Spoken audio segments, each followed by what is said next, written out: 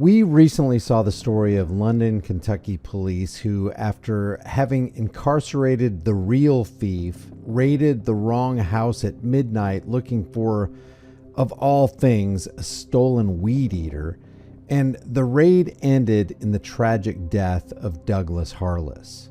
But that's really nothing new or surprising.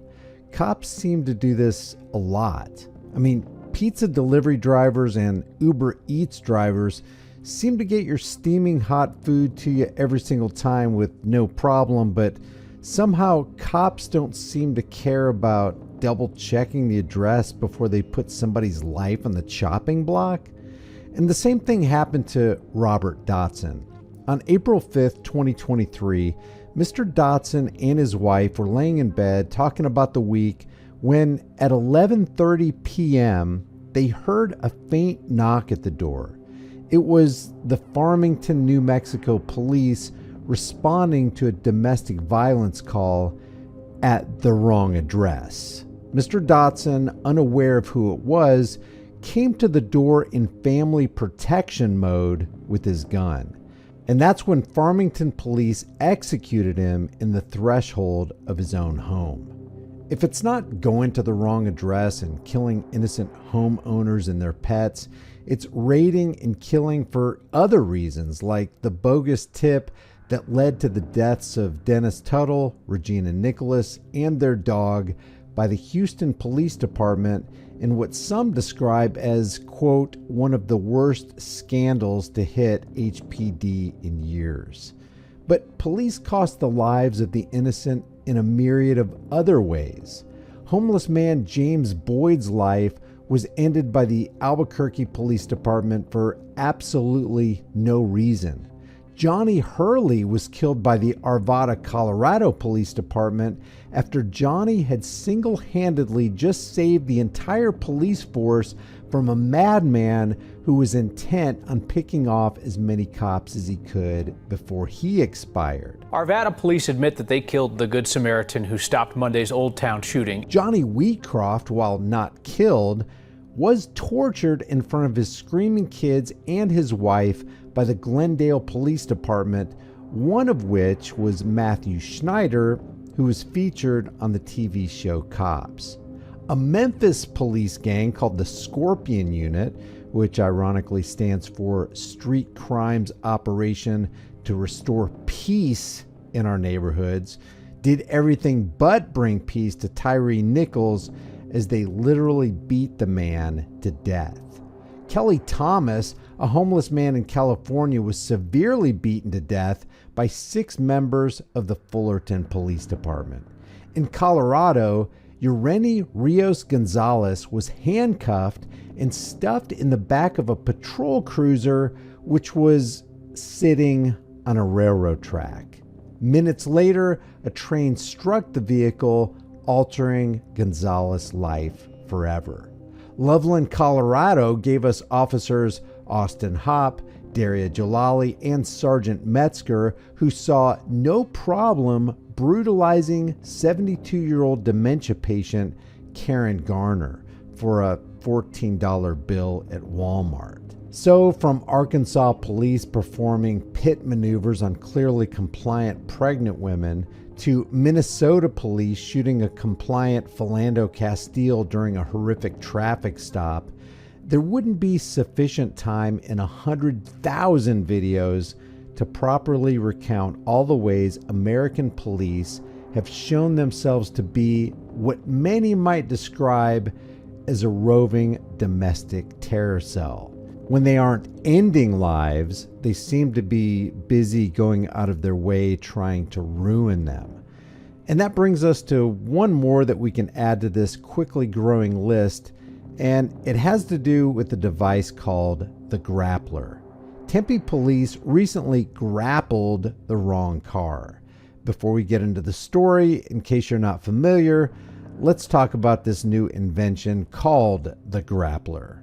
Because police pursuits are often unpredictable, dangerous, and in far too many cases deadly for everybody on the road, and because there was such an outcry from the public about the reckless nature of high-speed chases, police departments were forced to look for other options to bring fleeing vehicles to a stop.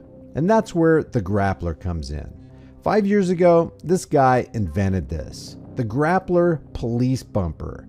The device uses a heavy-duty nylon net deployed from the front of a pursuing police vehicle that wraps around the rear tire of the suspect vehicle, hopefully bringing the pursuit to a controlled stop.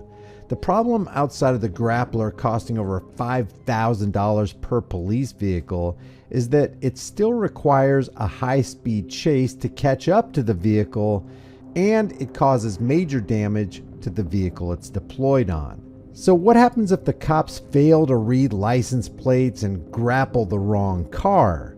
Well, we don't have to guess, because they've already grappled at least one innocent woman in Tempe, Arizona, and spoiler alert, they're not going to do a damn thing about making her whole.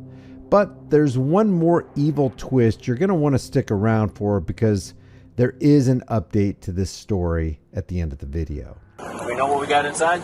The video footage we're going to take a look at is from an officer's body-worn camera that's been altered with a blur in it where they intentionally make it hard to see exactly what's happening. Some surmise it's because they want to hide the smiling faces of the officers as they approach the car of the unsuspecting victim. And you can hear the officers involved. This is how the video was released to the local news station by the police. Is anyone else inside? Okay. Keep your hands up and just keep walking backwards. If there's gas is leaking and the daughter's over there. Yeah, we'll get her. Let's go get her. We know, we see it. Keep coming. Faster, come back, come back. Let's go get her the daughter. Yeah. This is the wrong car. Let's get the daughter. Step out. You don't need to be scared. Take one hand and unlock your door. Put your hands on top of your head when you get out. You're okay, come on out. Tragically, this is typical of cops. We just rammed your car, jarred you to a stop, and now 6 armed men have your family at gunpoint. But you don't need to be scared. You're okay. You don't need to be scared. You're okay, come on out. Before we get to what happens next, here's what led up to the incident. Officers were helping the Maricopa County Sheriff's Office in October 2023 looking for an aggravated assault suspect through the town of Guadalupe. The police say the suspect was driving this white Buick Verano, but because they didn't think to read and call in the license plate, they made a mistake that somebody else is gonna have to pay for. Keep your hands up and just keep walking backwards. If there's gas is leaking and the daughter's over there. Yeah, we'll get her. Let's go get her. We know, we see it. Keep coming. Faster, come back, come back. Let's go get her the daughter. Yeah. This is the wrong car. Let's get the daughter. They got the wrong car, they knew they got the wrong car, and they continued threatening their victim like she was a criminal. A police report says a detective with Tempe's Action Response Squad used a grappler on the wrong white car with the wrong people inside. That should scare anybody, right? Jared Keenan is with the ACLU. He's reacting to what you just watched. What this says is if you happen to have a car that looks like a car that the police are searching for, you might be violently stopped in this way as well. Not might. With this level of incompetence, you can expect this to happen. Wrong address, wrong car, wrong license plate, and lives ruined in the wake of officer incompetence. If you talk to some people, they'll tell you that cops are hands down the most dangerous gang in America today. And what did the police have to say about this? It was the same make, model, and color as the suspect's vehicle. Yeah, that's why we have license plates that uniquely identify particular vehicles.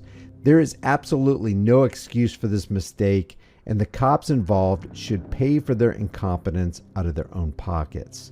But this part of the video right here says it all. This is a cop raising his own concerns. I text Goggin. That's sloppy. I pulled my guys away. It's sloppy. We have too many units. There's too many people not listening to how we're supposed to operate. So this comedy of errors leads the cops to the wrong car, and you can hear the fear in their victim's voice. I have my daughter in there. You're okay. You're okay. This is the woman whose car Tempe police destroyed and who they terrorized. The grappler ruined the undercarriage of the car, including puncturing the gas tank, and the car was totaled. What was the city's response? Well, they cut a check for $500, but they didn't give it to the woman. They gave it to the rental car company to provide her with a vehicle while the damaged car was being estimated. She now has no car and no money to buy a new one and has to take an Uber to her part-time job. So let me understand this. So your car was deemed a total loss. Right. You still don't have a car. Right. You have to Uber to work. Right.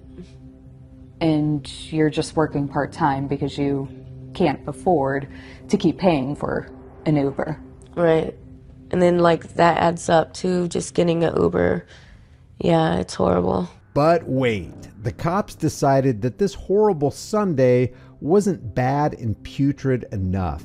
They decided to top it off with one evil, in-your-face cherry.